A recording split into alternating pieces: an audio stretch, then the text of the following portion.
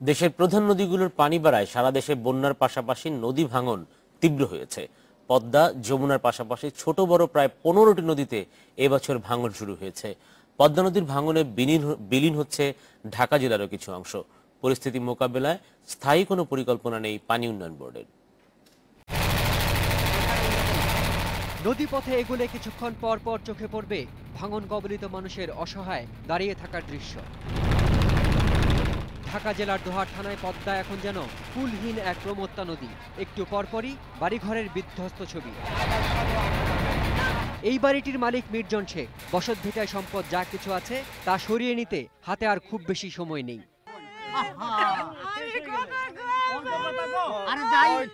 নিজ ভিটা তলিয়ে যাবার দুঃসহ দৃশ্য আড়াল করতেই মির্জন শেখের স্ত্রীকে সরিয়ে নেয় জনপ্রতিনিধিরা। প্রতিবেশীরাও আতঙ্কিত, যেভাবে পারছেন সরিয়ে নিচ্ছেন ঘরদোর। নারিশাহী ইউনিয়নের রানীপুরের দেলোয়ার হোসেনের বসতঘরের এই ভিডিওটি স্থানীয়ভাবে ধারণ করা।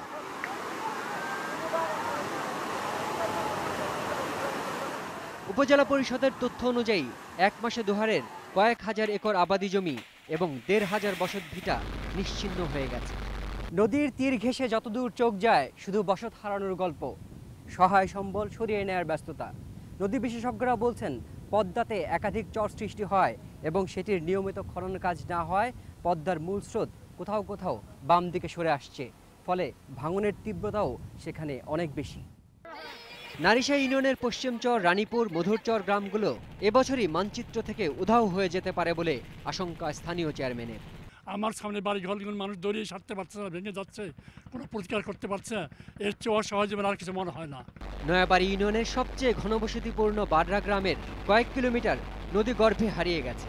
চাইতে আমি ধিক্কার দেব পানি উন্নয়ন বোর্ডকেই। পানি উন্নয়ন বোর্ডের কি জন্য যে তারা এই জিনিসটা কিছু মনেই করতেছে না, এটা আমার বোধগম্য না।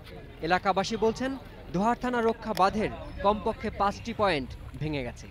এ অবস্থায় পানি উন্নয়ন বোর্ডের সাড়া না পেয়ে সামাজিক ঐক্যের ডাক দিয়েছে স্থানীয় তরুণরা। শিমুল বাশার, ইন্ডিপেন্ডেন্ট নিউজ, ঢাকা। বদলে যাচ্ছে দেশের সবচেয়ে প্রশস্ত নদী যমুনার গতিপথ। উত্তর দক্ষিণে প্রবাহিত এই নদীর গতিধারা সিরাজগঞ্জ পয়েন্টে সরে পূর্ব পশ্চিম বরাবর প্রবাহের প্রবণতা দেখা দিয়েছে। একটি ধারা ক্রমাগত সরছে পশ্চিমে সিরাজগঞ্জের দিকে, আর অন্য ধারাটি পূব দিকে বেঁকে টাঙ্গাইলের ভূঁইয়াপুরে আঘাত হানছে। যমুনা নদী উজান থেকে প্রতি বছর 2 বিলিয়ন টন পলি নিয়ে পথে পথে ছড়িয়ে দেয়। ফলে মূল ধারায় বছর বছর চর জেগে ওঠে আর বদলে যায় প্রবাহ। গত কয়েক বছরে যমুনা নদীতে জেগে ওঠা এসব চরের আয়তন এবং সংখ্যা দ্বিগুণ হয়েছে, যে কারণে নদী পুরনো পথরেখায় আর প্রবাহিত হতে পারছে না। নদীর রূপ চেঞ্জ করছে, অবশ্য প্রতিনিয়ত চেঞ্জ হচ্ছে। যেমন আজকের এখানে যে দিকে চেঞ্জটা বেশি হচ্ছে, এটা এখন আমরা বলবো উত্তর পূর্ব, উত্তর পশ্চিম দিকে চেঞ্জ হচ্ছে ওই এলাকায়। আবার আপনি যদি আরও নিচের দিকে যান তাহলে দেখবেন আবার পূর্ব পশ্চিম দিকে চেঞ্জ হচ্ছে। একসময় এ ভূখণ্ডে যমুনা নামে কোনো নদী ছিল না। বলা হয়ে থাকে 1762 সালে ভূমিকম্পের পর জিনাই এবং কোনাই নামের 2টি খাল ব্রহ্মপুত্র থেকে পানি নিয়ে নিজেকে মেলে দেয় যমুনা নামে। Centre for environmental and geographic information services CEGIS বলছে গত 40 বছরে যমুনা নদী 90,000 হেক্টরেরও বেশি জমি কেড়ে নিয়েছে। স্যাটেলাইট ইমেজ বিশ্লেষণ করে দেখা গেছে যমুনা নদীর উভয় তীরের তটরেখা গড়ে 4 কিলোমিটার পর্যন্ত বদলে গেছে। গড়পড়তা উইথ ছিল যেখানে 73 সালে 8 কিলোমিটার, এখন এটা হয়েছে 12 কিলোমিটার। 180 বছর যদি ধরি তাইলে বলবো যে আমি এটা পশ্চিম দিকে শিফট হয়েছে। আবার যদি গত 40 বছরের প্রসেসটা ধরি, এই সময় ডান তীরও 2 কিলোমিটার সরেছে, বাম তীরও 2 কিলোমিটার সরেছে। তার মানে 1988 সালের বন্যার পরও যমুনা এক দফা পূবে সরে এসেছিল। এখন ভাটির দিকে নদী শাসনের ফলে মূল প্রবাহ বাধাগ্রস্ত হয়ে নিজের নতুন পথ তৈরি করে নিচ্ছে নদী। শিমুল বাশার, ইন্ডিপেন্ডেন্ট নিউজ, ঢাকা।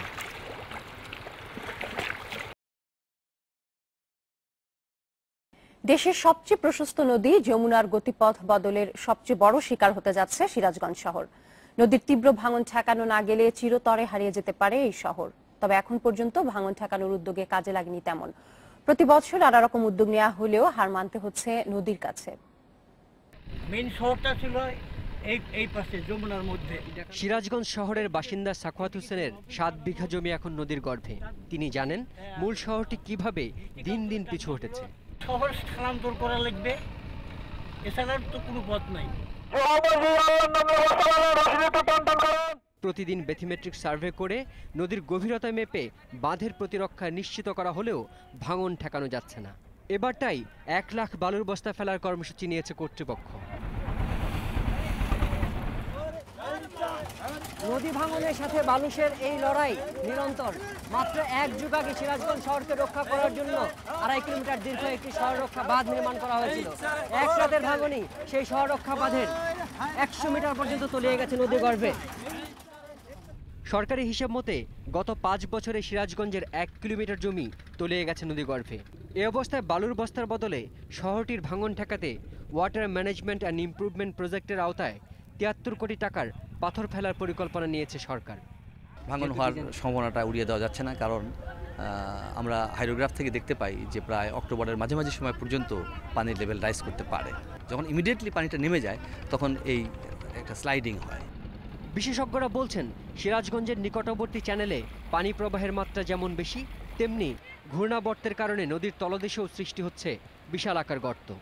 সিরাজগঞ্জের এখানে যে প্রভাবটা পড়তেছে এটা হলো যমুনা নদীর এইখানকার যে বাস্তব অবস্থা, এই যে মাঝখানে একটা চর, এই চরের কারণেই প্রবাহগুলো সিরাজগঞ্জ শহরের মাঝখান দিয়ে যাচ্ছে। ভাঙনের পূর্বাভাস অনুযায়ী শুধু সিরাজগঞ্জ শহর রক্ষা বাঁধই নয়, জেলাটির উত্তর এবং দক্ষিণের বিভিন্ন অংশে চলতি বছর আরও 315 হেক্টর জমি রয়েছে ভাঙনের ভয়াবহ ঝুঁকিতে। শিমুল বাশার, ইন্ডিপেন্ডেন্ট নিউজ, ঢাকা।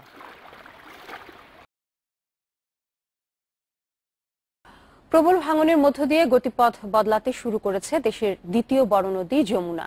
যেভাবে এই গতি পরিবর্তন হচ্ছে তাতে মূল ভূখণ্ড থেকে বিচ্ছিন্ন হয়ে অকেজো হয়ে যেতে পারে যমুনা নদীর উপর বানানো দেশের দীর্ঘতম সেতু। নদী বিশেষজ্ঞরা বলছেন এরই মধ্যে নদীর গতিপথ বদলানোর প্রবণতা স্পষ্ট হয়ে উঠেছে। বঙ্গবন্ধু সেতু বানানোর সময় যমুনা নদীর এই দুই তীরের ব্যবধান ছিল 14 কিলোমিটার। তবে সেতু বানাতে গিয়ে নদীকে সংকীর্ণ করে 4.8 কিলোমিটারে বেঁধে ফেলা হয়। এরই নাম নদী শাসন। দুই তীরে গাইড বাঁধ যাতে পাড় ভেঙে না যায়। কিন্তু তাতে কি, নদীর ভাঙন শুরু হয়েছে সেতুর উজানে, পূব পশ্চিম উভয় তীরে। বঙ্গবন্ধু সেতু থেকে নদীর পূর্ব তীর ধরে 5 কিলোমিটার দূরে রয়েছে গোবিন্দাসী, অর্জুনা, নিকরাইল এবং গাবসারা ইউনিয়ন। এসব ইউনিয়নের হাজার পরিবারের বসতভিটা এরই মধ্যে তলিয়ে গেছে নদীগর্ভে। উল্টো দিকে পশ্চিম তীরের পরিস্থিতি আরও ভয়াবহ। যমুনা নদীর পশ্চিম তীরে সিরাজগঞ্জের শহর রক্ষার এই বাঁধটি মাত্র একদিনের ব্যবধানেই তলিয়ে গেল 100 মিটার পর্যন্ত। বিশেষজ্ঞরা বলছেন যমুনা নদীতে এমন 27টি পয়েন্ট রয়েছে ভাঙনের ঝুঁকিতে, আর এই পয়েন্ট থেকে বঙ্গবন্ধু সেতুর দূরত্ব মাত্র 8 কিলোমিটার। নদী বিশেষজ্ঞরা বলছেন যমুনা নদীর পুরনো মানচিত্র অনুযায়ী সেতুটির পশ্চিম ল্যান্ডিং পয়েন্ট তৈরি করা হয়েছিল নদীর মাঝখানে। গত কয়েক বছর ধরে নদী ভাঙতে ভাঙতে পুরনো পথের দিকেই এগিয়ে যাচ্ছে। সামনে যে ভাঙনগুলো যে হুমকি তৈরি করছে সেগুলো যদি আমরা প্রতিরোধের ব্যবস্থা না করি তাহলে তো অবশ্যই যোগাযোগ ব্যবস্থা, যমুনা ব্রিজ সব কিছুই হুমকির সম্মুখীন হবে। এই বাঁধটাকে যদি আমরা রক্ষা করতে না পারি তাহলে শহর তো যাবেই, তার চেয়েও বড় কথা হলো যে আমাদের এটা মানে বিশাল বড় স্থাপনা বঙ্গবন্ধু যমুনা সেতু, তার পশ্চিম পাড় দিয়ে যমুনা নদী প্রবাহিত হওয়ার সম্ভাবনা আছে। প্রতিদিন 21 জেলায় প্রায় 11,000 যান চলাচল করে বঙ্গবন্ধু সেতুর উপর দিয়ে, যেটি দেশের পূব আর পশ্চিমাঞ্চলের একমাত্র সংযোগ। গতিবদলী নদীর স্বভাব, ফলে 100 বছর মেয়াদের এই সেতু ভবিষ্যতে অপ্রাসঙ্গিক হয়ে যেতে পারে। শিমুল বাশার, ইন্ডিপেন্ডেন্ট নিউজ, ঢাকা।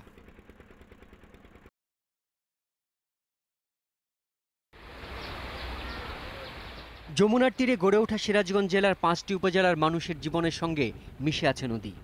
ভাঙন নদী তীরবর্তী মানুষের প্রতিদিনের জীবন যুদ্ধের অংশ।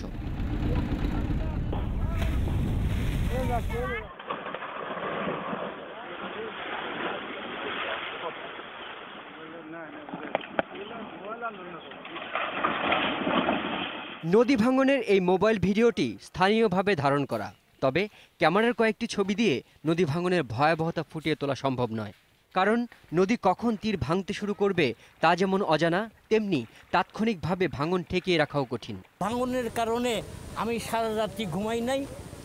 আমি চিন্তিত ছিলাম যে পানিতে ভাসে না যাই।